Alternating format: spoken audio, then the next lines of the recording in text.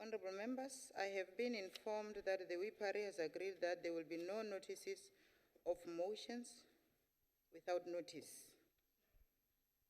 The Secretary will read the order of the day.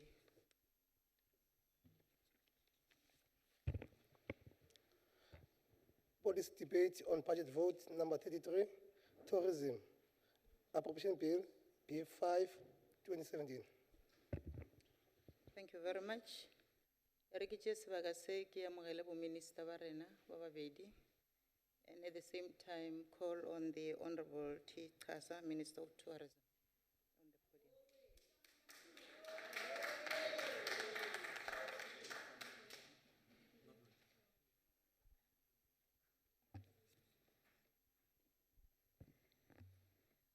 podium. Honorable Chairperson of the Select Committee, Honorable Makwe, and honorable members of the House, and our guests here today, a very good afternoon. I stand here on the eve of Africa Day, where we celebrate our unity in diversity, and we are just coming from a very successful rebranded Tourism Indaba 2017, which is Africa's travel show, a pan-African show that brings the world together to experience at a one-stop shop the best of what Africa offers. Congratulations to South African tourism for staging such a spectacular homegrown event in partnership with the city of eThekwini and the province of KwaZulu-Natal. We further congratulate KwaZulu-Natal and the city of eThekwini to be the home of this Africa's premier leisure travel show for the next 5 years. The President's opening of this event gave impetus and demonstrated South Africa's leadership in tourism development and its commitment to support and appreciate the role tourism plays in the economy of the country. He outlined how critical it is in this fourth industrial revolution, which may threaten traditional jobs, tourism's labor absorptions and capacity that remains a greater weapon against unemployment. Tourism has become a sector of hope and opportunity for our people and a true instrument of social cohesion that assists us to value and understand one another. 21 African countries had a one-stop shop to showcase a diversity of exquisite offerings to hosted world buyers. A platform was also created for 90 SMMEs to be part of a network that exposed them to international markets. A world on their doorstep was the highlight of the event. Tourism in South Africa is on the rise. Our approach to grow tourism is informed by the drive for inclusive growth. Growth and resilience of this sector presents a game changer to the lives of our people for the better. President Zuma contextualized our approach to radical economic transformation at the opening of this giant Indaba show as a program that seeks to correct the painful history of our country where black majority was excluded from meaningful participation, ownership, and control of our economy. Moving from this positive 13% growth in international arrivals in 2016, although February this year we showed a slight decline both international and domestic tourists, we are presented with an opportunity to integrate as government, industry, and communities to take advantage of what we have continued to do and to continue to be a sought-after destination of the world. Here we're talking South Africa and Africa as a whole. We need robust and effective mechanisms to tap on the 1.2 billion global tourist arrivals, and as Africa was still just below 5% of these arrivals, which totals 58 million. As we present our 2.1 billion budget 2017, we are reviewing the national tourism sector strategy. The new draft enhances efforts for inclusive growth through radical economic transformation, and we're using its pillars, 5 pillars, one being effective marketing, Second, facilitating ease of access. Third, visitor experience. Fourth, destination management practices. And fourth, the broad-based benefits. The process is out for public consultation, and our target is to finalize this and present it to Cabinet by July 2017. Growth in tourism means that prospects for growth and transforming our economy are significantly enhanced. This presents a greater opportunity for integration with the 9-point plan so that we are not sector-specific. We are targeting areas of agriculture and agro-processing, manufacturing, SMME development, to cite a few. And in opening, with the drive to open a space for broader participation by our people. And to build on this growth, the new strategy aims to achieve 200% growth in our direct contribution to the 2015 figure of 118 billion up to 302 billion in 2026. The indirect contribution will just be under 1 trillion rands at 941 billion from the 2015 figure of 375 billion. We'll also add 300,000 more jobs to bring direct employment to 1 million from the from the 700,000 figure in 2015. This will bring indirect employment to tourism to a figure of 2.26 million. The potential is there. Africa presents the greatest platform, as reiterated at the World Economic Forum, Africa in Durban. Africa's economies should consider diversifying from commodities to services, such as tourism, in the light of challenges facing traditional industries. We want to utilize our budget to ensure tourism rises and that people of South Africa rise with it. This is in line with the declaration by the United Nations of the year 2017 as a year of sustainable tourism for development. It calls for the mobilization of the industry, its stakeholders, partners from national, provincial, and local government, international organizations, and the private sector to work together towards the development and promotion of tourism that is economically beneficial, environmentally friendly, socially equitable, and culturally responsible. Our targeted broad areas of activity to promote leisure and business tourism is further enhanced by bringing in and highlighting culture and heritage as selling points of our offerings. This brings to the fore people-to-people relations, and it resonates well with the United Nations World Tourism Organization principle, which says travel, enjoy, and respect. Our provinces continue to offer unique experiences and are a haven of new attractions located in rural areas. In townships, in urban areas, they present such experiences in terms of culture and heritage. They also are positioned strategically along the coast to benefit more on the coastal tourism, and the potential, therefore, is greater for development. These would constitute niches around which our interventions are earmarked. Additionally, we'll have nodes that will be aligned to the other sectors of development, where we're looking into cultural festival, international events, the ocean economy nodes that the country is working on. And also, we want to ensure that we develop SMMEs across the value chain around these nodes and also attracts investment into the respective areas. Our department's restructuring is poised to monitor and continuously assess if we meet our set targets. And that monitoring is also enhanced to ensure that we are able to monitor our South African tourism. The modest budget that we have will be spent in areas that continue to assist us in the growth. We need true effective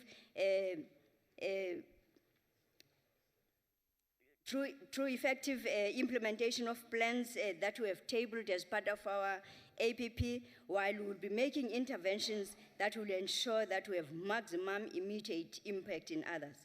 Our growth angle targets first the value of travel and related services consumed by organs of state, annually estimated at about 10 billion.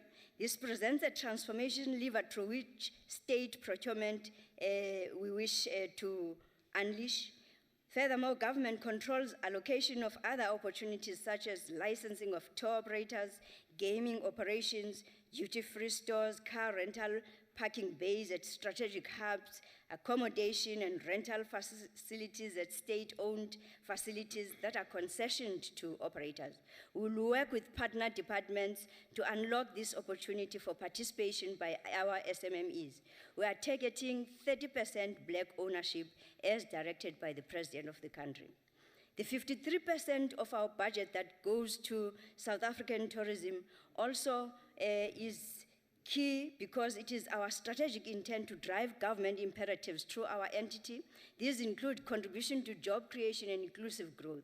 We are pleased that their growth strategy, termed 5 in 5, focuses on growing further our existing markets and continue to be key source markets like Europe, United States, China, and Africa, while also coming up with new markets like the Middle East, Asia, and Iran. These new markets are earmarked to allow and support our new entrants to enter and grow.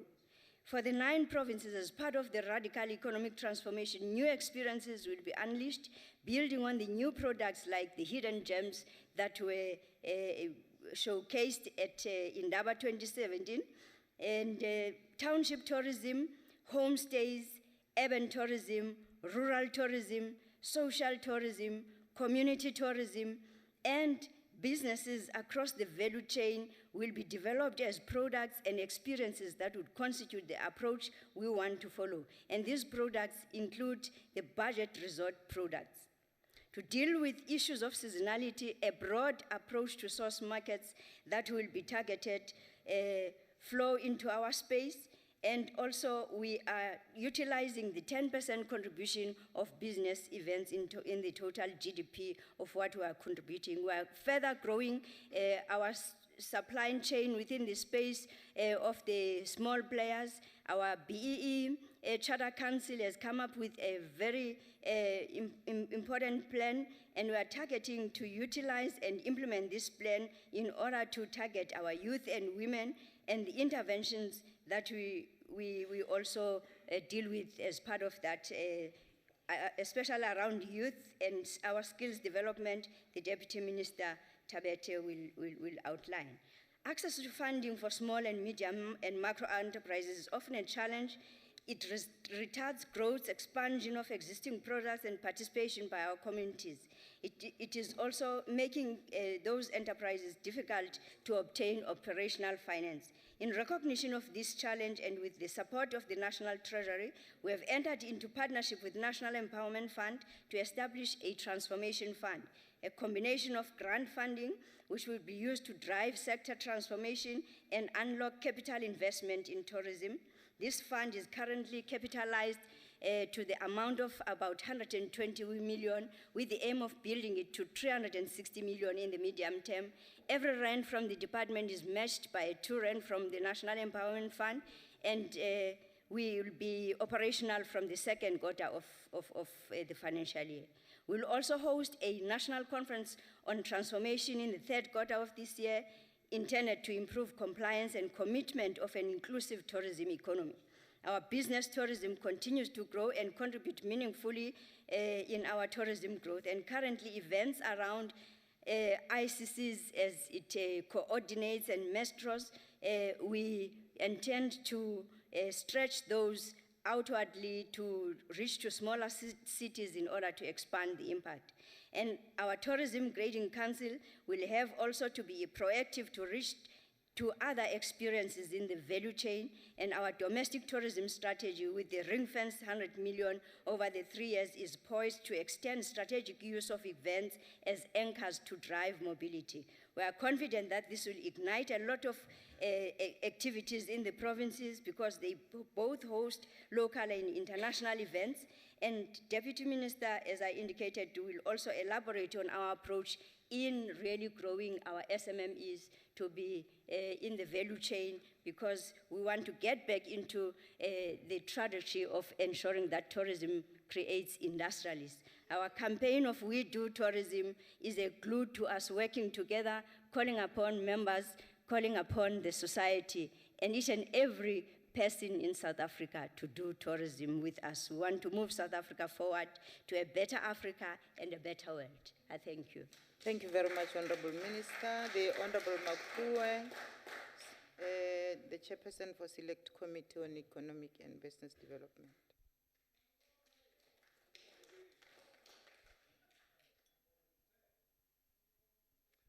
Honorable Chairperson and honorable members, members of the provincial executive committees that are present here, Honorable Minister Thokozile Xasa and Honorable Deputy Minister Ms. Elizabeth Tabete, the National Department of Tourism Director General, Mr. Victor Tarache, and members of the executive team, the leadership of SA Tourism. The mandate of the National Department of Tourism, as outlined in the Tourism Act, Act number 3 of 2014, is to promote growth and development of the tourism sector. Based on the presentation of its annual performance plan and budget that was made to the Select Committee on the 3rd of May 2017, it is apparent that the National Department of Tourism is on course in realizing its mandate. Chairperson, allow me to again congratulate and convey our best wishes to Minister Xasa and Deputy Minister Tabete in their recent appointments as political heads in the National Department of Tourism. It is generally very easy to support a winning team.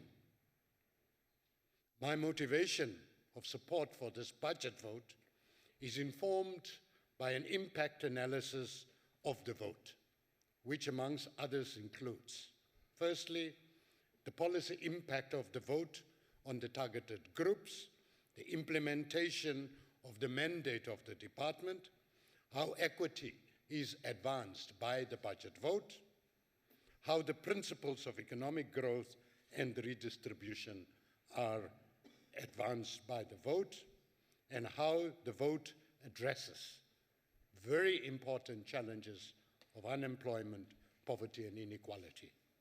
The fact that the budget vote reflects the enhancements of gender equity is a very important assessment tool.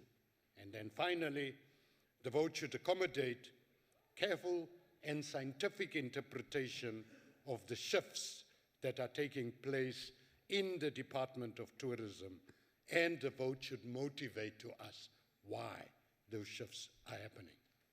Honorable members, the United Nations World Tourism Organization approach augurs well with the tourism vision of this ANC-led government of the Republic of South Africa. This democratic government has adopted an economic approach that considers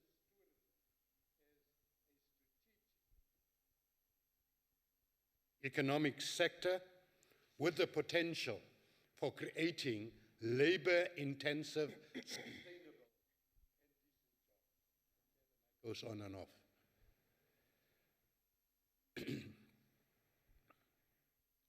Other than creating decent and sustainable jobs as a sector, the sector should also make a contribution to the gross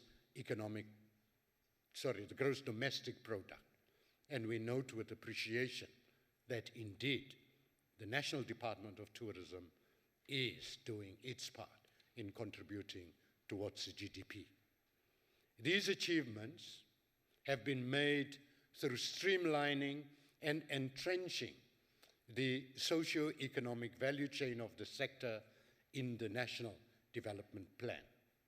Tourism is a common thread that runs through various chapters of the NDP, which envisions that sectors as a major source of revenue and employment for the country through the investment in infrastructure, product, and service development.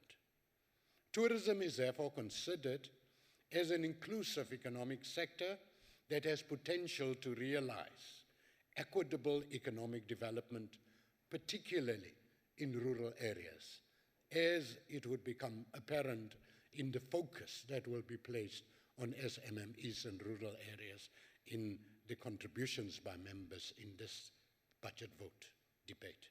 As such, the tourism sector has immense potential of inclusive economic development, also through the implementation of the tourism BBBEE sector codes and conceptualizing high-impact projects that will foster radical economic transformation.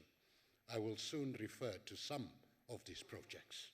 For us, as deployees of our provincial legislatures, the assertion made above are exemplified by the following interventions made by the National Empowerment Fund in partnership with the National Department of Tourism as well as South African tourism.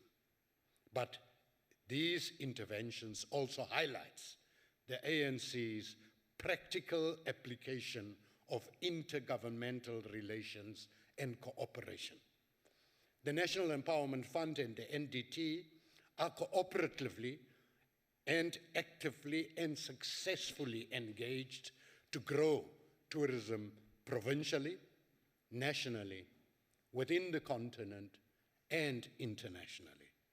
Since inception, the National Empowerment Fund has invested in excess of 100 million rand within the booming tourism industry accommodation facilities. Among the NEF-funded portfolio showcased in the tourism sector are the Tala Private Game Reserve. The Tala Private Game Reserve is located in Camperdown in the hills of a peaceful farming community close to the bustling city of Durban in KwaZulu-Natal. This game reserve is home to more than 330 bird species, as well as big game like rhino, kudu, hippo, giraffe, and the rare sable antelope.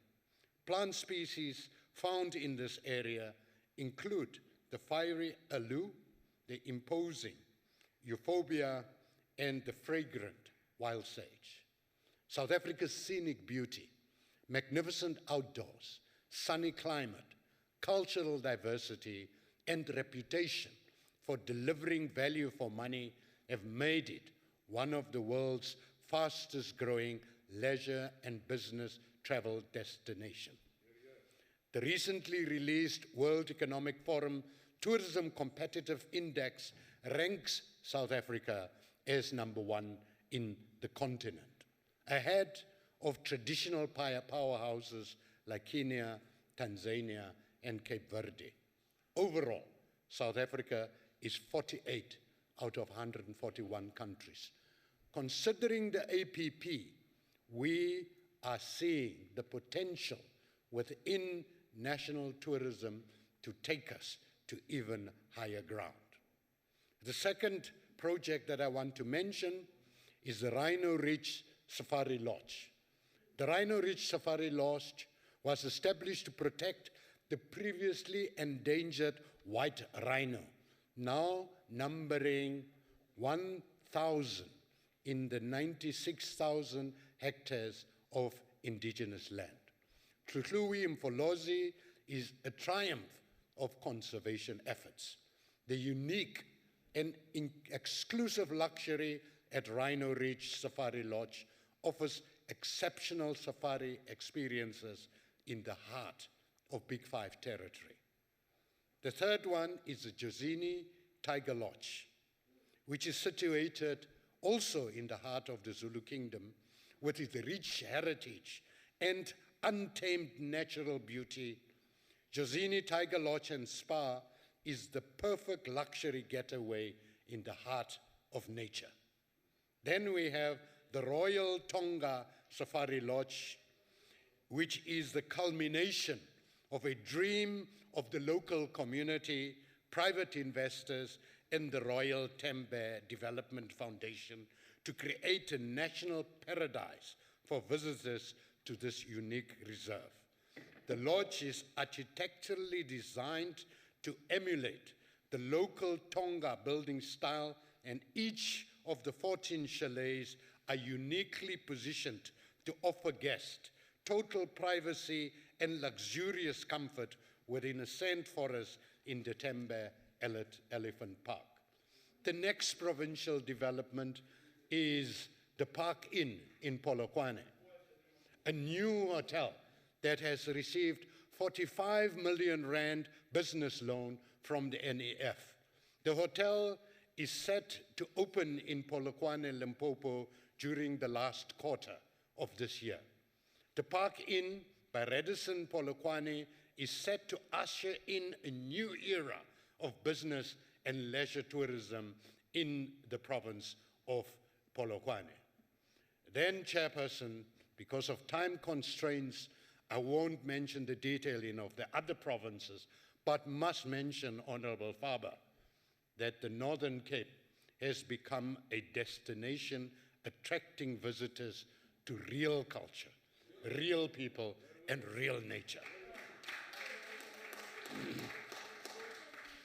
Chairperson and members, we also have Vilakazi Street in Soweto, which is a major success in attracting tourists.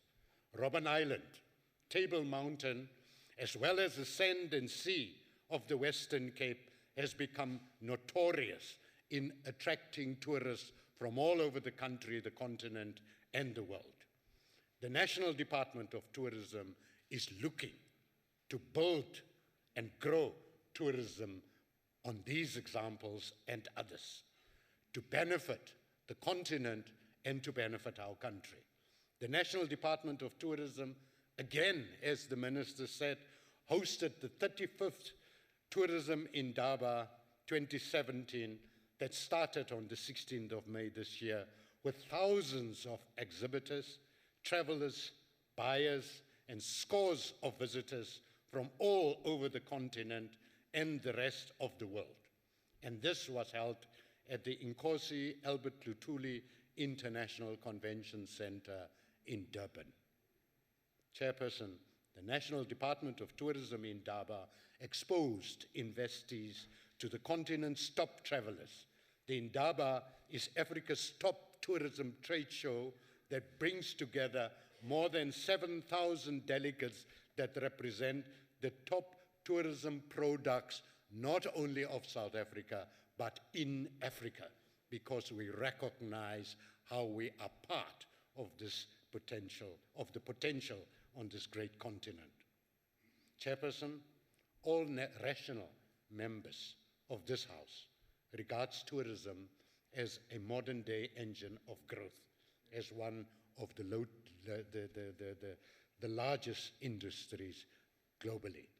I've also looked at the National Strategic Plan for 2016-2022, tabled by South African Tourism, and also its APP for the 2017-2018 financial year. The new strategic plan is comprehensive and takes into account the recommendations made by the Ministerial Review Committee on South African Tourism. SA Tourism has undergone an organizational review, hence the new strategic plan. A number of improvements were observed in the strategic documents presented to the Select Committee. The Select Committee is, however, concerned that the budget appropriated to Vote 33, tourism, is not sufficient to fulfill the mandate of tourism in the country. The Minister of Tourism, the Honorable Xasa, is therefore urged to work closely with all the other stakeholders to explore the possibility of a budget increase. The reason why I spent all this time on the projects of the NEF is to indicate and emphasize what potential is located within such intergovernmental cooperation. It is my privilege to join the National Department of Tourism as a winning team in presenting this budget, vote number 33, for approval and support by the National Council of Provinces. I thank you for this privilege. Thank you, Honourable Member. The Honourable Faber.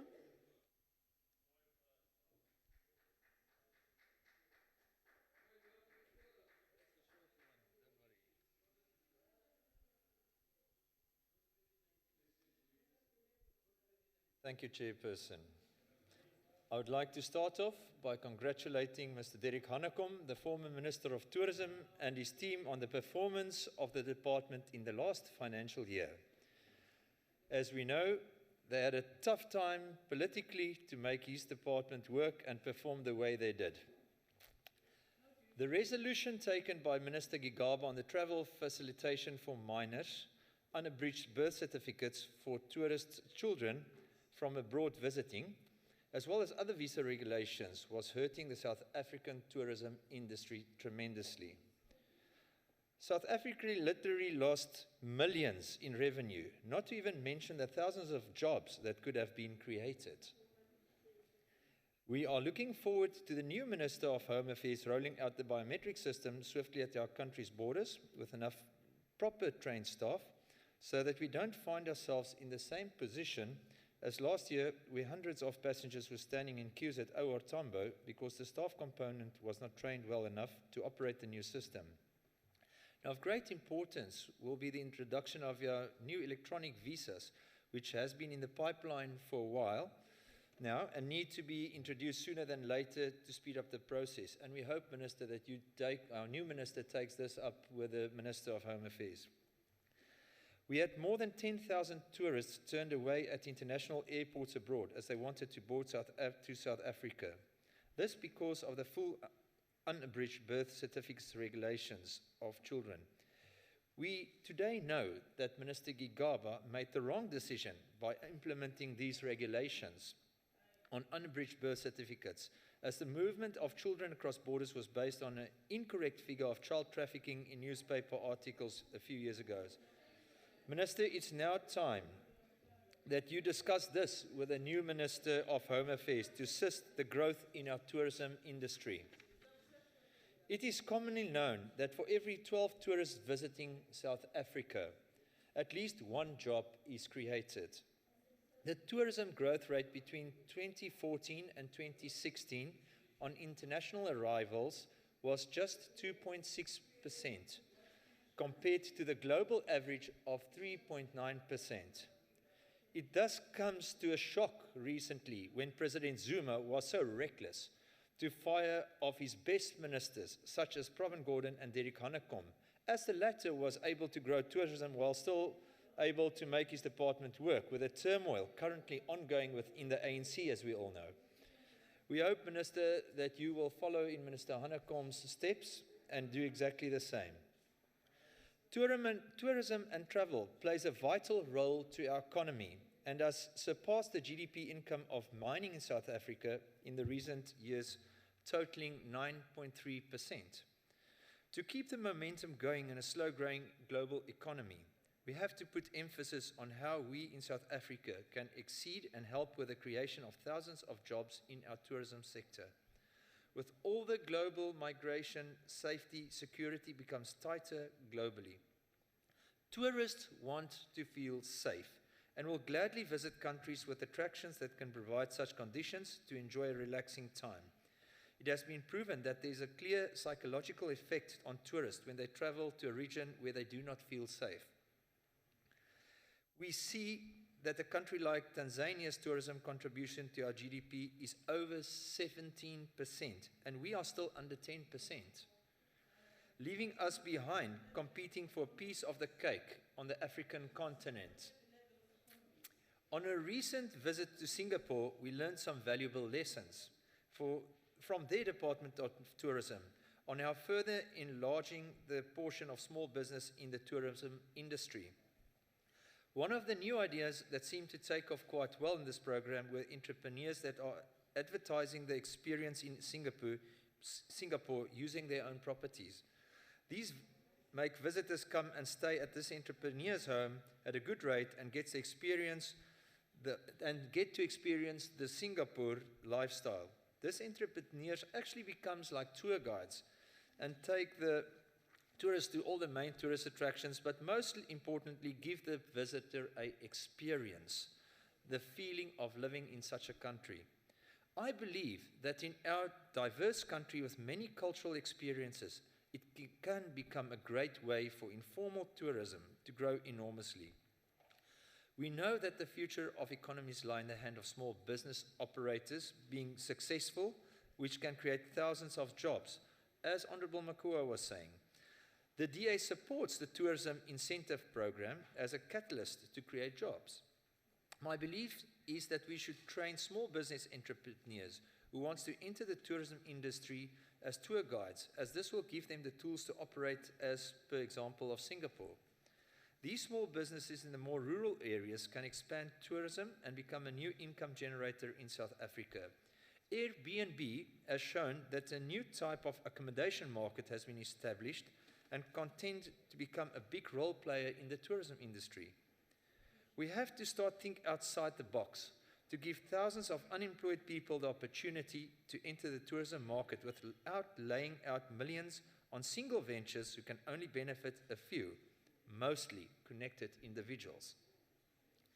The DA's policy on transformation also enhances and includes the enhancement of workforce capabilities and to ensure that our people have the right skills with training to benefit this industry's growth. As NCOP, we do oversight all across South Africa to see if services delivery takes place and taxpayers' money is spent responsibly. Recently, we went to Mpumalanga on a committee oversight and visited the Zithabizeni Resort and Conference Center, which was developed around a hot spring in the late 60s, then known as the Bron. In 1986, it was run by Kwandebele government till 1994, when the resort was taken over by the Mpumalanga government. Since then, this resort has a few ownerships with millions spent on it to revamp and maintain it until it was taken over by the Department of Economic Development and Tourism.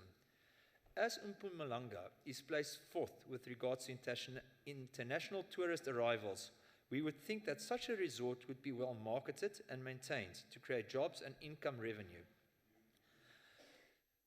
43.5 million was invested on renovations of 80 chalets and upgrading of 7K access roads to this resort. On our oversight, it was shocking to say the least, looking at the conditions of buildings. The thatch roofs of the buildings were not maintained since 1994. This is what one of the guides told me. And if it has to be redone, it would cost government millions. The access road, which was paid for a few years ago, was in poor condition, and when asking about game drives as a possible marketing tool in this resort, I was told that there is no existing roads anymore in the game reserve. This whole resort is actually in a dire state of repair. We had a chance to sit in the conference room to get an overview on the resort and its activities, but when question time came up, our committee chair, Honorable Makua, unfortunately refused me the right to ask questions about the resort. Perhaps he can tell the House as well. Unfortunately, he already spoke. The House today why this important part of oversight by asking questions to the department was denied to me. With 120 people employed and almost no maintenance, the resort comes to a cost of over 22 million per year to the Department of Tourism. Now, with so many people visiting the province, this resort should actually be in the pinnacle of tourism by implementing partnerships with the private sector. I believe this is in the pipeline now. Perhaps the department needs to explain how such one vibrant resort came to such an abrupt end. Dan skryf 'n troos van die Noord-Kaap, dis waar ons vandaan kom. Ek sien nou Charles is hierso, so hy sal weet. Dis meneer Hendrik Haven gaan die volgende. Ek wil my bittere teleurstelling hier vir julle deurgee. Die samevloeiing wat eens groot skok. Toegangshekke vervalle, uitsigpunte het toegegroei met hoë bloekombome, toilette bestaan amper nie, alles vieslik.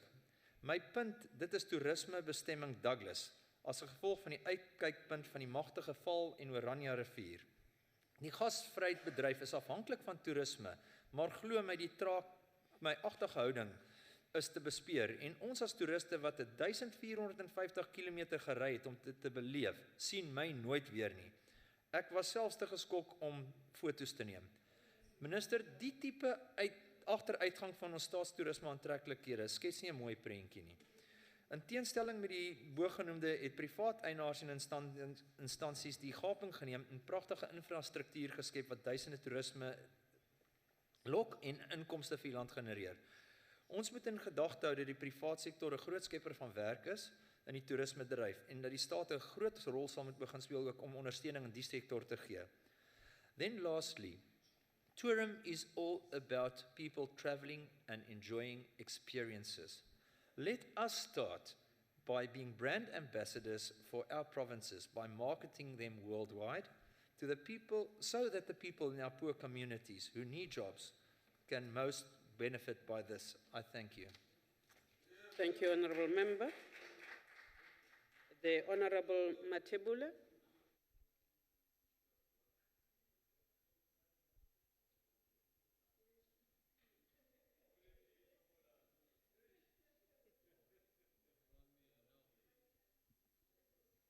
Nakesa Chairperson.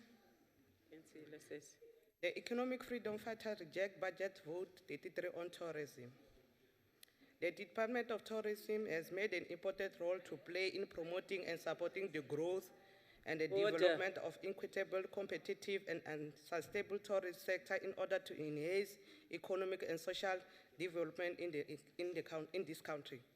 Despite being 23 years since the first democratic election, the tourism industry remains largely untransformed and contribute to perpetuating the ownership patterns of the economy inherited by the apartheid. The reality is that the mainstream tourism industry, which relies heavily on access to capital, restaurant and tour guide industry, land, game reserve, wine farms, and property hotels, it is largely controlled by the white majority. The only purpose the majority of blacks in this country service is to be cheap, exploited labor as waiters, kitchen staff, drivers, chefs, cleaners, tours guide, and gardeners. These workers are often work long hours without getting overtime and below minimum wage, and unionized can be fired on the spot. Waiters often earn tips and no salary. There are a number of reasons for this.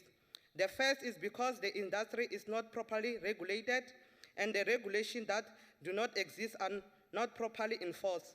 Secondly, many of these who work in the tourism industry are brothers and sisters from the African country who are overly exploited because they cannot turn to the law to protect them.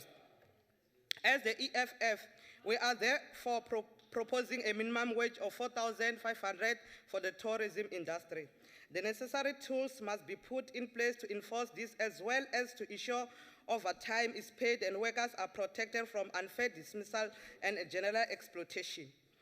A weakness in our tourism industry is that it's mainly focused on the international tourists, which is high-income brackets. While the importance of this cannot be denied, as it creates a certain number of jobs and brings foreign currency. Honourable Matebula, there is a hand. Please take your seat. Honourable Dlamini. Honourable Dlamini. Chair, You're on the is it floor. allowed that a member, when she debates, Honourable Matebula, please continue. That's not a point of order. You are protected, ma'am. Right. The outcome of such approach will mean tourism industry which is more self-sufficient, less dependent on other countries having a strong economy, and us having a weak rand, it is more likely to operate year long instead of being seasonal. In order to transform the tourism industry and make it more recognized at the same time requires creativity and imagination. Since we know that the ANC lack both, we will give example of idea which will help meet these two objectives. The department should test a worker control cooperative for either a game reserve, restaurant, or wine estate. The success of such cooperative could be a new model of ownership in the tourism industry. The department can develop many sites of historical and cultural significance to South Africans, such as grave sites of such brave leaders as Chief Mangom. The department should work with municipalities in areas which will attract tourism so that these areas are sustainable and create jobs like the Wild Coast on the Namakwa District Municipality, which has its world-famous flower season. Until the department take the necessary step to transform the tourism industry and make it more diverse and it targeted the market, the EFF will reject the tourism budget. Thank you, Chair. Thank you, ma'am. Order, members. The Honorable, the Deputy Minister, Metabete.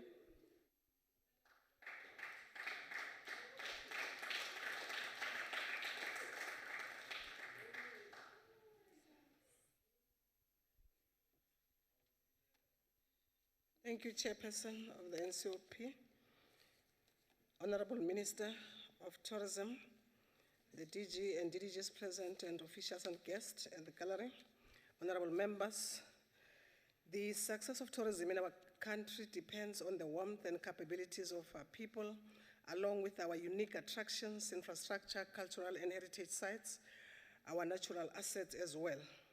We are using our budget to train and develop our people and to develop enterprises, putting tourism on a path of inclusive, transformative growth. Enterprise development is one of those that I think we are promoting, but as well, when tourism benefits communities in visible and tangible ways, it takes on a new value and meaning for that community. They begin to own tourism, and they can say, we do tourism with confidence. As this program was launched during the Indaba, as indicated by the Minister, the CEO of SAT is also here to make sure that we can be able to make this program a good program, and we support it, I think, all of us in this house. Because if we get more tourists, it means that we'll be able to create more jobs, but also domestic tourism must be supported. As well, we have established 2 incubators last year, October, in Pilanesberg, as well as Manyeledi in Mpumalanga in March this year. And we are also going to open 1 incubator later and support many projects that are supporting tourism, especially tourism in terms of your rural areas and townships, as per the 10-point plan unveiled by the President. About 400 enterprises across all our provinces are now benefiting from support. And we are really making sure that mentoring, coaching, market access training, and technical assistance is given. We have implemented international market access program for SMMEs and also supported 90 SMMEs to participate at the 2017 Tourism Indaba as part of the Hidden Gems program that is assisting a lot of previously disadvantaged to make sure that they can be, taken to training as well as coaching, and at the end of the day, they can be good entrepreneurs that they'll be able to create jobs. We are already doing this work. So, Honorable Fabo, if you say that you must train SMMEs, you're already doing it, and they were at the Indaba. And unfortunately, you were not there. You were here doing work, but you must research properly before you can come and attack us. Those 90 come from previously disadvantaged, and they were given an opportunity by this department. And also, at the gallery here today, we've got some of those that we trained in terms of the first beach stewards. And some of them are doing deep diving, lifestyle swimming, etc. They're here at the gallery, they are with us. We are not talking, just saying we are going to do. And I'm sure as well as the honorable member from the EFF, you must be able also to really know that we are not, perpetrating this industry. We are assisting, because some of them, if they are here at the gallery, if they can tell you their story, you'll be able to know that we are not thumb-sucking. The money that we spend, they are here as an exemplar. Some of them, we had chefs that are trained basis, but they are also, international professional chefs. One of those young ladies was here with us in Bele yesterday at the NA, and she's now a better person. She has even bought the mother a house. So this is one of what we are doing, not what we are dreaming to do. Some of you here are daydreamers, really. I'm surprised that where do you come from if you're still talking that the tourist guides, we have trained a lot of them. Some of them are already doing the work. Go visit. It means yourself as a member of parliament, Mama Table, you have never been to these areas. You are just talking because you want to attack us. Research, come here with facts, and then we'll be able to assist you. Honorable Faba, the same way we say we must support SMMEs in tourism, I agree with you. I was here in this house 3 years ago when I said You closed down the red door for SMMEs. The ANC-led government opened up CEDA in all those places that you closed down. But you come here and stand at the podium and grandstand and say that we must support. We are already supporting the SMMEs. We are already supporting even in tourism. Because some of them, as I said, 90 of those are the gems that are different. Go to Soweto, go everywhere. Some of them are doing a lot of tour guides that we've trained them internationally, etc. But then you must not come here and tell us that you're not doing that. And you were at the portfolio committee, we heard all of us what we said. So please just research what to do. And we are very happy for the first time that the president has appointed a first black woman to lead this department of tourism. It used to be men before, it used to be, but it is the first time, and we're happy. Minister, we are going to support you. We are going to make sure that you win in this department so that we can be able to prove to some of them who think that we don't know what we are doing here. NTC is there. We are going to over 6,000 learners. 451 educators, 50 exhibitors took part in the last year's expo. This year again, we're going to do that. In the Department National Youth Chefs Program, 470 learners graduated with a diploma, an advanced diploma last year. 405 of these learners were women. This financial year, 577 learners will be enrolled again. In the Somalia program, 243 young learners graduated last year, and 187 were women. This year, 300 additional youth are enrolled in this program, which gives hospitality skills, job opportunities. Last year, 2,654 youth. I listened to you, stop howling. I listen to you so that you can hear, and you must go and talk facts after that, so that you cannot come here, stand. Order. Elections are 2019, not 2017. The National Certificate in Food and Beverage, NQ4 level, NQ45 have given to all of those. And the department will continue to do that in the food safety program, and we are going to excel in some of these. Isimangaliso, we have also trained 60 tour guides that are there. So if you say tour guides must be trained, member from the EFF, I don't know what you're doing, but because you already trained them. Please take your seat. Honorable Faber, you are on your feet. Honorable Deputy Minister, please take your seat. Morena Faber. Chairperson, I'm astounded. I would like to know if the minister would take a Deputy Minister would take a question. Deputy Minister, will you take a question? Yes. Yes, sir. Please go ahead with your question. Thank you, Chairperson. I would like to know if the Deputy Minister listened when I said I want to congratulate the previous minister on his team's There's no question. Okay, performance. okay. If she could hear that. Because this is what I said, and it seems she did not hear that. Thank you, Chair. Thank you, sir. I don't think that is a question. Deputy Minister, please proceed. Thank you very much, Chair. And I think a member must also listen to himself when he's speaking here. Or unless it was a spook talking here, but it was him who was talking here. So I don't understand. What is it that he's talking about? Madam Speaker, we have also done good work in terms of greening in the tourism sector, and we've managed also to have done work at the Robben Island and make sure that we are able to make sure that that particular facility, which is a museum, is also dealt with in terms of the solar supply, and we are able to work with departments like Arts and Culture, Public Works, Robben Island, and make sure that we can continue. Even if you can howl how this is what has happened, and we have done this work and will continue to do this program with this budget, because the budget is a tool that you implement your policy with, Honorable Faber. So even if you can howl 20, 30 times, it won't change what I'm saying. It's just that effect that the NC-led government has delivered the young people that are in the majority in terms of unemployment. We have done that work. And we are, yes, and Honorable Magua, you said it all. It's what we presented at the portfolio committee. Even SAT came, said the same thing. So I don't understand where Mr. Faber is taking these points from. Unless then he always likes to daydream and then wants to come here and confuse people. Because this is not true. There's a lot that we have done and will continue doing so. And some of the students, you've got, the department has 64 students to conduct research in partnership with 5 universities. 49 of these were women. 35 were sponsored at honors level. Minister, you are rounding up. Yes. And 26 master's level and 3 doctorate level. Those are the students that we've assisted in PhD, and 7 masters again on top of what I've told you. So as we close, there is a strong link between tourism and our theme for Africa Month, the year of O.R. Tambo, building a better Africa and a better world throughout Africa. Tourism has great potential to contribute to economic, social development, and we are going to do it, Minister, Thank you, with the support of all of you, of course. And you know, you must just be honest and talk the truth. Thank you, because ma'am. we've got them here Your at the time has expired.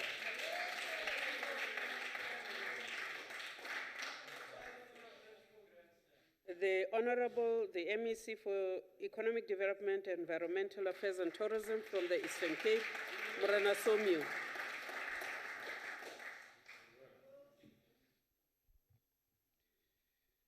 Thank you very much, Honorable Chairperson, the members of this House, ladies and gentlemen.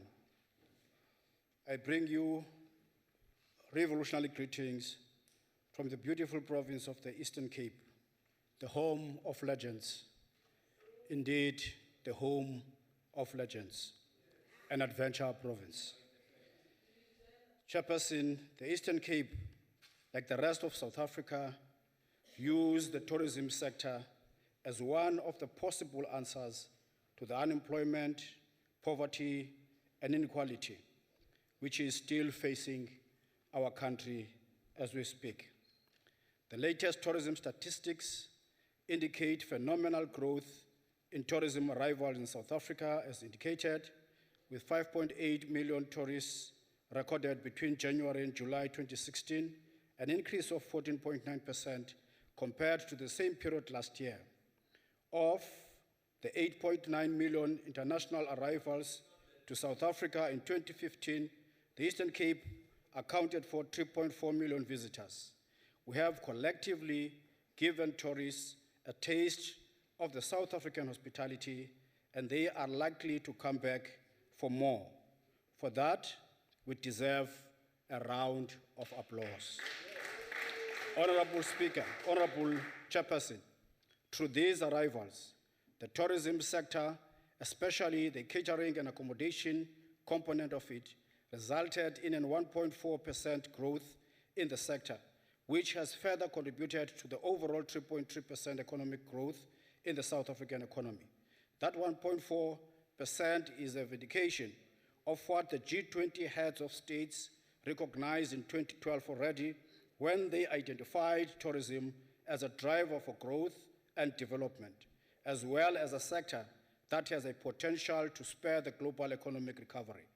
As a province, we have followed suit in the identification of tourism as one of the 6 economic sectors that we are going to focus on, in which we have a comparative advantage to grow our economy and create job opportunities. We are making decisive interventions as part of our tourism strategy to transform the industry. For instance, through government's procurement muscle, we are encouraging the use of BNB accommodation by government employees, not only because they offer affordable prices, but due to our desire to see them grow and get better grading. We have also intervened decisively on the infrastructure front, where we invested over 400 million rand over the MTF period to upgrade access roads, many of which lead to tourism establishments, especially in the former Transkei area of the province. Our intervention in the Mthatha Airport upgrade is reaping phenomenal rewards as airlines are starting to compete for the route between Mthatha and Johannesburg, which is a gateway to our crown jewel, the Wild Coast, leading to Port St. John's. Just recently, we launched a progressive program of introducing black farmers into game farming industry as part of our transformation agenda. So in essence, the foundations have been laid and the past foundations have been shaken to ensure an influx of tourists our province deserves. All that we are asking from product owners and tourism establishments is to ensure that tourists experience service excellence of the highest standards from the time they set foot in our airports until their departure, as that will enhance the image of our country and our province as a value for money destination of choice. we must retain and grow the numbers that we have in this highly competitive industry.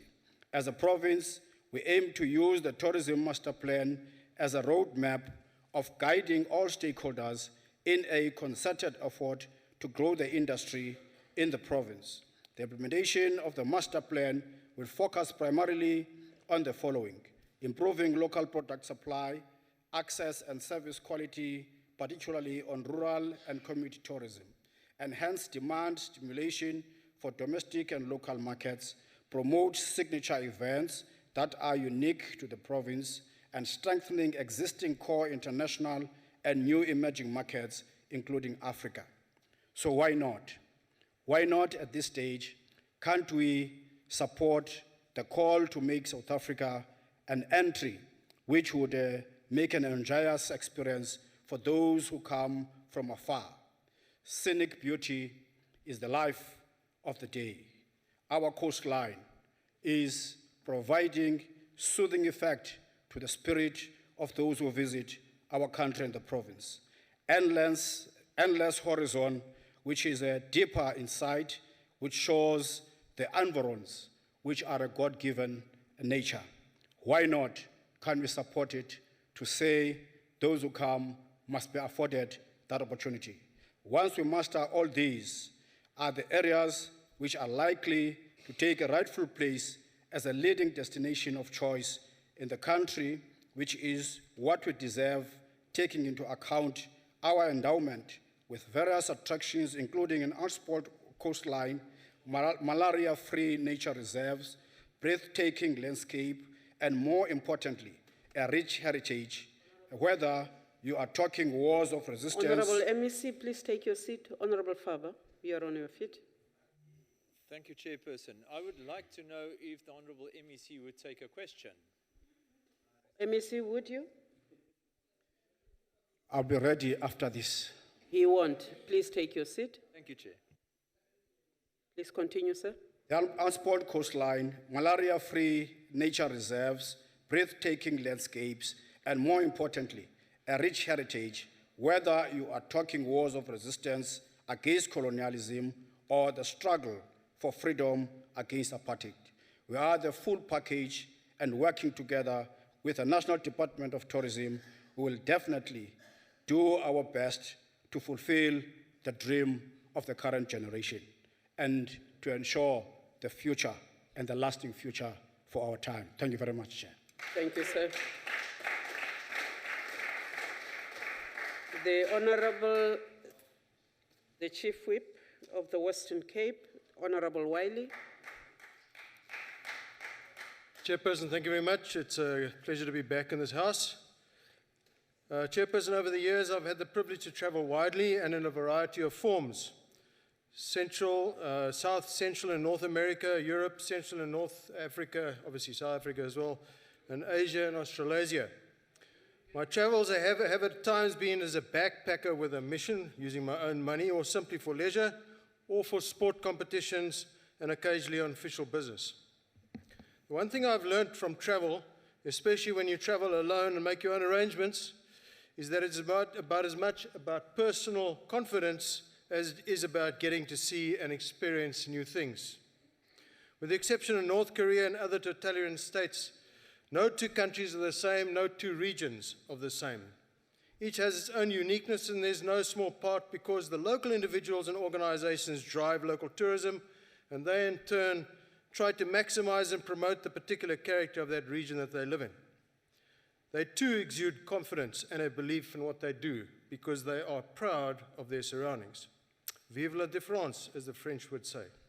So it is here in the Western Cape that we see and experience things that one would not find in other parts of the country, even in the world. I will not go into detail with regard to this province's unique attributes, but suffice to say it makes up an attractive package. Again, it's this confidence thing. And so the Western Cape has had a bumper year. Numbers are up in virtually every index, and generally things have looked very positive. The SA government's website acknowledges that the Western Cape is South Africa's most developed tourism region, where investment and infrastructure support a key industry contributing to job creation. Businesses which do not have confidence in the region and local government simply would not make their investments. They want to see their investments grow and give returns. It's very simple economics. Tourists feed off this confidence and are prepared to take long flights and endure long, tiring road distances as a result to get here. For this reason, tourism is the fastest growing industry in this province, employing 1 out of 10 persons and generating some 25 billion rand for the economy last year. 9 out of 10 top destinations experienced growth during this year. More and more new, diverse and unique attractions are being developed as a result, like cycle sport tourism, the Mediga Legacy route, specialist food and drink reprocessing and repackaging across the province, to name but a few. These sorts of sophisticated niche opportunities, together with professional marketing, has seen the Western Cape expand its broad offering and is now getting the highest visitorships to the RSA from America, Asia, Europe and Australia. In 2014, the Guardian newspaper of the UK and the New York Times, both leading publications in their own right, voted Cape Town as the top holiday destination in the world. At a time when this province is desperate to offset the ravages of drought, it is an industry like tourism that will keep the lights burning and the economy turning over. Let's not forget that a rand or a dollar or a pound spent in the Western Cape, or anywhere else in South Africa for that matter, benefits the whole country because we have a centralized fiscus. But Chairperson, as much as confidence is a driver of positive action, bad government, heavy-handed bureaucracy, and a poor political judgment are the poison that kills hope and enthusiasm. It breeds negativity. I'm speaking here in particular of the issue that my colleague Faber has raised with regard to the ham-handed and confused handling of the visa regulations as a case in point. Despite some adjustments, the government's own agencies are so confused that some 13,000 people were turned away last year en route. In other words, the prospective tourist had committed funds after being given a green light to visit the country, only to be stopped by authorities at the boarding gate, or worse, at customs in the RSA, all because of this confused interpretation of its own regulations. If there was ever a confidence killer, it is this sort of action. Similarly, the significantly increasing growth in the passenger liner industry needs ultra-professional and competent staff to process thousands of people in one day entry permits so that passengers can disembark, take day trips, and be back on board by nightfall. Let's not miss this boat, literally. The world is way too advanced with technology for us to be using antiquated systems to frustrate visitors who simply want to experience South Africa for a few hours or a few days and then return home. Let us bear in mind that many of these refusals of individuals due to inadequate birth certificates in all likelihood meant that a whole family group was affected by that refusal.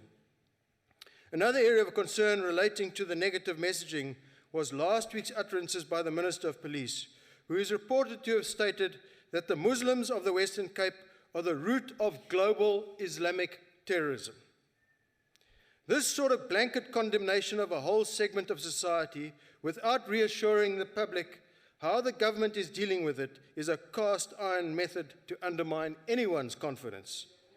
Furthermore, such an allegation is hollow and baseless unless backed up by fact and action. The examples used to justify this irresponsible statement all related to Gauteng. So why cast the Western Cape in such a negative light? Is this some sort of radical economic transformation? The hopelessness of the youth of the minister speaks of may well be relevant to Gauteng and other provinces, but one finds it very difficult to believe him when he targets the Western Cape, the most politically diverse province with the best delivery and least money wastage in the current country, as per the Auditor General, the Presidential Monitoring Directorate, and any other barometer in which to use. Similarly, unemployment is significantly lower in the Western Cape, and that includes the youth cohort, many of whom are directly involved in the tourism industry. Tourists are sensitive to political utterances and state maladministration. Especially the Minister of Police who, together with the President, just last week roundly criticized his own department for poor performance in dealing with major crimes and gang warfare in Cape Town. This aspect of organized crime is now spilling over into touristic hotspots like the entertainment industry. What is the minister doing about these trends that is terrorizing citizens on a daily basis? Believe me, this is not a new definition for adventure tourism. The tragedy in Manchester over the last 48 hours should be a stark reminder that government has a duty to ensure the safety of both citizens and visitors alike. Without a shred of doubt, tourism in the UK as a whole will be directly and drastically affected for some time to come, as was seen during the urban terror campaign in the late 1990s and early 2000s here in Cape Town. Can the Minister of Tourism assure the public that she is part of the security cluster and that adequate tourist-centered security and information will be put in place to maintain the confidence of both the tourist as well as the investor in the industry? Confidence, once lost, takes years to be restored. I have two suggestions, if I may, for the Minister, and I'd like to congratulate her on her new appointment. First of all, I believe that better management of the country's economy under the management of the Minister of Finance to ensure that the budget cuts in the tourism sector don't hamper growth in this industry. This directly affects business tourism, which is where the ground roots of foreign investment deals are laid. And secondly, Minister, I really would ask that you encourage the responsible minister to do away with the visa regulations, which require travelers to be in possession of unabridged birth certificates by minors. You may remember that ministerial responsibility for curbing child trafficking rests with the Ministry of Police, as with most other countries in the world. I thank you, Chairperson. Thank you, sir. The Honorable Mtimunye.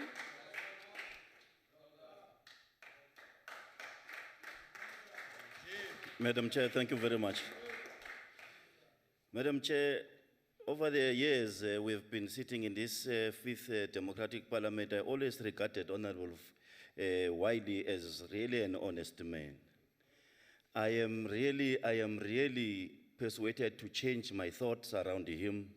He has become so politically bankrupt and also caught in a politically deceptive home called the DA. Madam Chair, President Nelson Mandela, during his inaugural speech in 1994, had this to say, and I quote, "The sun shall never set on so glorious a human achievement." When he made this statement, Honorable Chair, and the achievement of a humankind that he made reference to, he made such referring to a people of South Africa's achievement led by the ANC into the new democracy. The theory of the revolution, Madam Chair, has always been that revolutionaries shall ascend power. Once they have ascended power, they shall use the state power to transform the downtrodden majority from the bondage of poverty and all other forms of oppression. According to our reading of the APPs and the budget that the department would have presented to the committee, our reading is that the department is hard at work trying to do just that, to eradicate poverty and to transform society and to liberate the oppressed masses of this country so that they can also enjoy the fruits of new democracy. Madam Minister, you made reference to the fourth industrial revolution that will very much impact like other industries into this industry too. And that again is commendable on our part because we think you are very much alive for the future and you will do so in terms of your strategic plans as you plan for this sector as a department going forward. Minister, the tourism sector is not yet transformed. Your commitment to the 30%... Honorable Mtimunye, please take your seat. Honorable Esak. Thank you, Honorable Mtimunye, Chairperson. take your seat. Esach. Thank you. Yeah, no, through you, Chairperson. Seeing that the speaker on the podium is delving in the past, can I ask, with your permission, if he will take a question? Ndate Mtimunye, will you take a question? I've taken many questions from Comrade Mzala. I am not prepared to take one now. He's not taking a question. Ndate Esach, please sit down. The 30% ring fencing for the triple PEE sector in this particular tourism sector, Minister, is also commendable on our part, and we would like to motivate you to implement such without any fear or favor. Madam Chair, Honorable Faber chooses to do congratulations at this particular platform for the former minister. I think this is really politically unscrupulous, to say the least. It is aimed at polarizing the ANC. Honorable Mtimunye, please take your seat. Ndate Faber? Chairperson, on a point of clarity, the speaker... Order, members. No. What is your point of clarity? Chairperson, that the speaker is saying I said that the previous minister, I said the previous minister and his team. Thank you, sir. You have clarified yourself. That's not a point of order. And in future, I will not take your point of clarity because I don't actually have it. Ndate Mtimunye, please continue. It is a politically unscrupulous statement or a token of appreciation, Chair, because it stops short deliberately of congratulating the new ministry so as to polarize the ANC. Madam Chair, the sun shall never set on so glorious a people, Nelson Mandela said. Honorable Chair, Zitabi Seni holiday resort in Mpumalanga is currently put on tender for new investment in the form of triple Ps. And can I share an information with Honorable Faber that already the Department of Economic Development in Mpumalanga is actually adjudicating the tenders for the new investors in that particular area. And that is done in the interest of investing the resource. And I think if I was you, I would accept that this endeavor is made in the interest of actually revamping the property and also make it commercially viable in the interest of the tourism industry. But to choose the negative side of it and ignore the positive, to me, amounts to selective amnesia.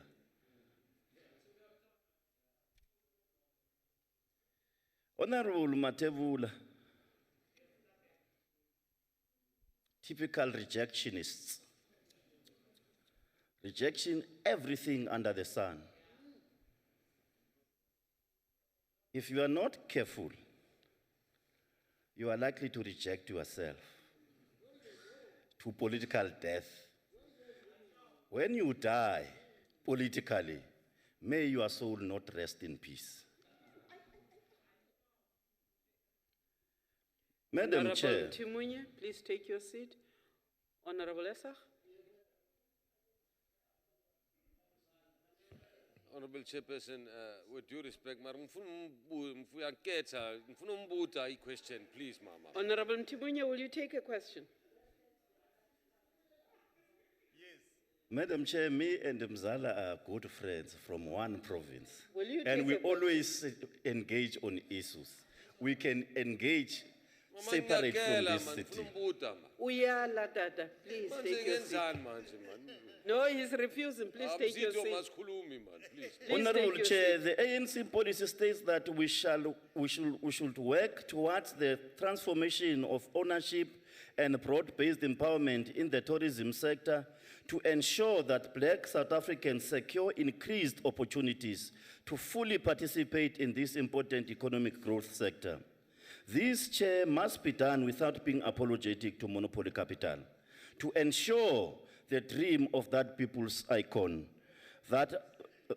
produced by our revolution and politically polished by the ANC itself, that the sun shall never set on so glorious a human achievement. Honorable Minister, we need to congratulate you and your deputy on your new appointment as a committee, and also actually the members of the ANC serving in that particular committee. And we want to give you a present, Honorable Chair and your Honorable Minister and your deputy. And that present we are giving to you is to pledge our full support to this Bill B5 2017 on tourism. And we hope that you will actually implement it without any intimidation whatsoever from the opposition, because their interest is not in the people that was serving. Their interest is on white monopoly capital. I say so without apology. Honorable Chair, can we also congratulate eThekwini Metro for being awarded yet another term of 5 years to be host of the tourism Indaba, after having hosted it for the past 25 years. Thank you very much, Honorable Chair. Thank you, sir. The Honorable, the Minister for Tourism, Mekasa.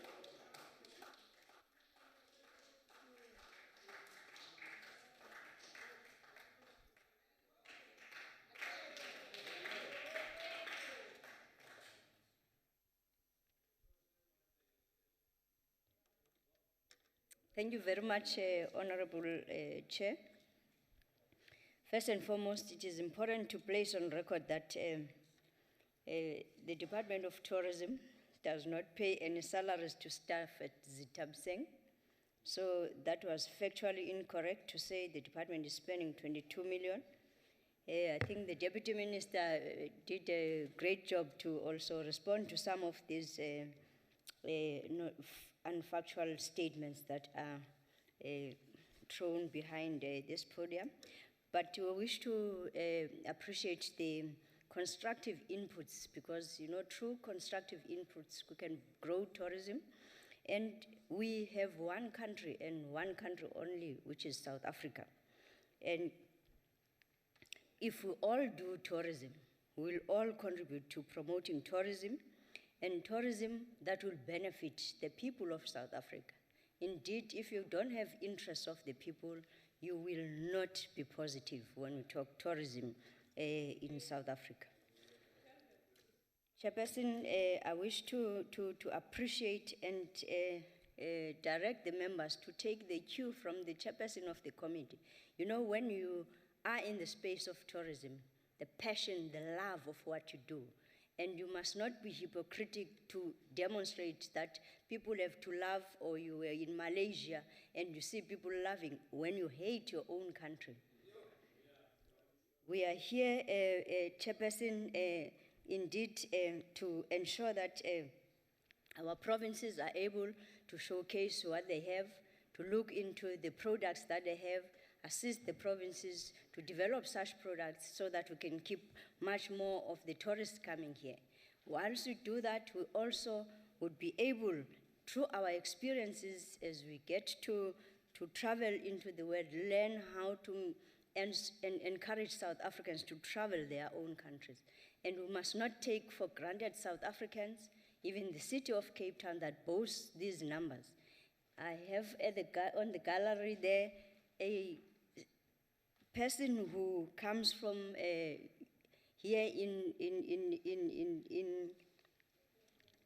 Cape Town, who developed a campaign of Ekasi tourism, because they don't concentrate on townships, they don't concentrate on the far outlying areas, the smaller cities here that have such huge potential, and that we expect them, if they are genuine, to really support such campaigns that begin to bring together people who have demonstrated already that they want to participate in this tourism that can change around lives.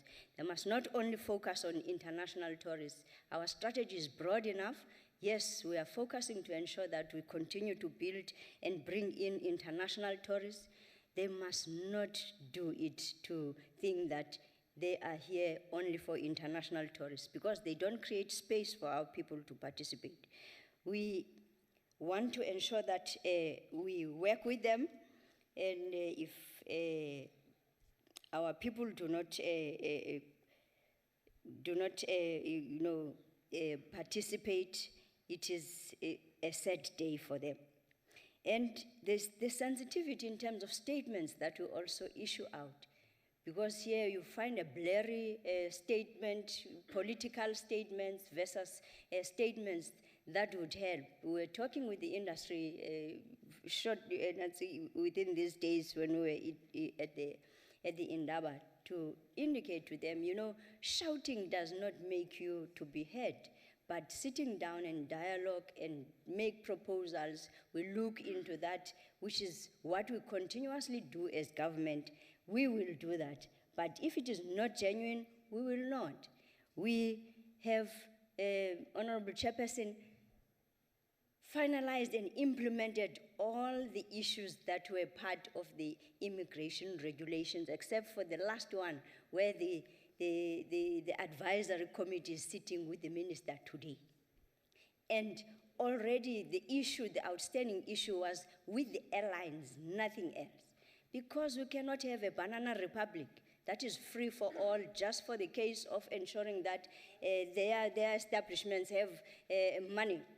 We have to also ensure that our country is safe, because some of the tourists who have been diverted in the world is because of terrorist attacks and every other thing, and we continue to be concerned about our children who get trafficked, or children who get trafficked into South Africa, and the spate of killings that happen there, and people cannot be identified. So we continue to care about that, and we'll continue to do that. So we want them, it's not about the Minister of Tourism sitting in safety and security, but it is us being responsible. Tourism requires us to all be responsible. Let us do tourism, Honorable Chairperson, and we can grow the pie, and South Africans benefit, and we all are happy our economy grows and the much needed jobs will be there. Thank you very much. Thank you, ma'am.